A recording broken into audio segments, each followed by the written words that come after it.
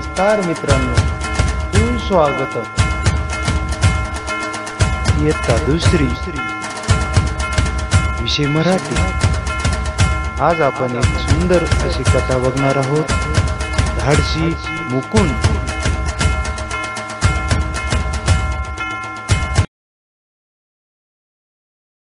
वड्याचा सण होता।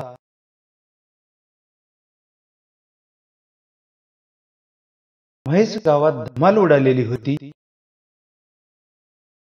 शेतकऱ्यांनी आपापल्या बैलांना आंघोळी घालून स्वच्छ केले होते। लाल, हिरव्या, भडक रंगांनी सर्व बैलांना रंगवले होते। रंगीत शिंगावर रुपेरी बेगड चमकत होती। लोकरीचे रंगीत गुबगुबीत गोंडे डुलत होते। पाठींवर सुरेख झुली टाकलेल्या होत्या। गळ्यात कवड्यांच्या माळा घातल्या होत्या। घुंगरांचे पट्टेही खुळखुळत होते। शेतात राबणाऱ्या बैलांचा हा सण। घरोघरी त्यांच्यासाठी पुरणपोळीचा नैवेद्य केला होता। संध्याकाळ झाली तशी बैलांची मिरवणूक निघाली। ती आता गावातल्या मुख्य रस्त्याने मिरवत चिंचबनाखालच्या ओढ्याच्या वाळवंटात आली। बैलांना गव्हाच्या खिचड्याचा खुराक मिळाला। ताशे ढोल कडाडून गरम झाले। शिंग तुतार्यांचा ध्वनी आभाळात चढू लागला। मोठी भरभरून उधळलेल्या गुलालाने सगळे लालीलाल गुलमोहरागत झाले। वरच्या आळीतून जगदाळ्यांची बैल वाजत गाजत चालली होती। ढोल दणाणत होते। पोरटोर वाकाची आसूड वळून कडाकड आवाज काढत होती। आवाजाला बुजून नवखी गुजरी बैल पळत होती। जो तो पळत्या बैलाचं शिंग लागू नये, धुसणी बसू नये म्हणून सावधपणाने बाजूला होत होता।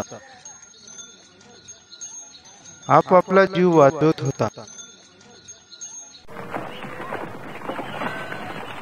या गर्दीतच कुणाचं तरी 4-5 वर्षाचं पोर रस्त्यात आलं आणि मागून एक बैल बेफाम होऊन धावत पळत येत होता।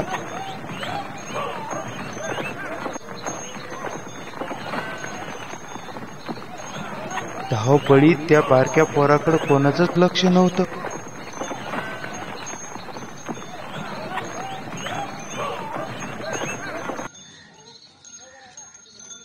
पोर आरडाओरडा ऐकून भेदरून रडत रस्त्यावर उभं होतं।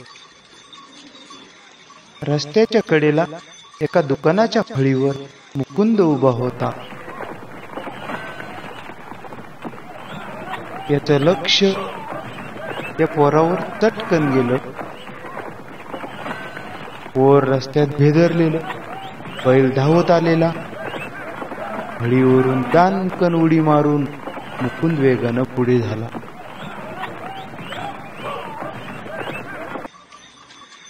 बारक्या पोराला पोटाशी धरून रस्त्यातच गुडघ्यावर वाकून बसला। बेफाम झालेला बैल उधळत निघून गेला। घाबरलेल्या सगळ्या लोकांना खूप बरं वाटलं।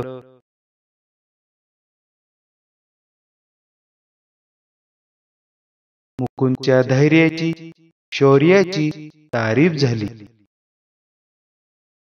जो तो नवल करू लागला।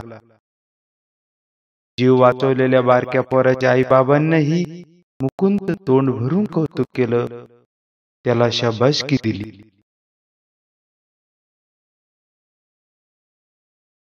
मुकुंदच्या धाडसाचं कौतुक सगळ्या म्हैस गावानं केलं। धन्यवाद।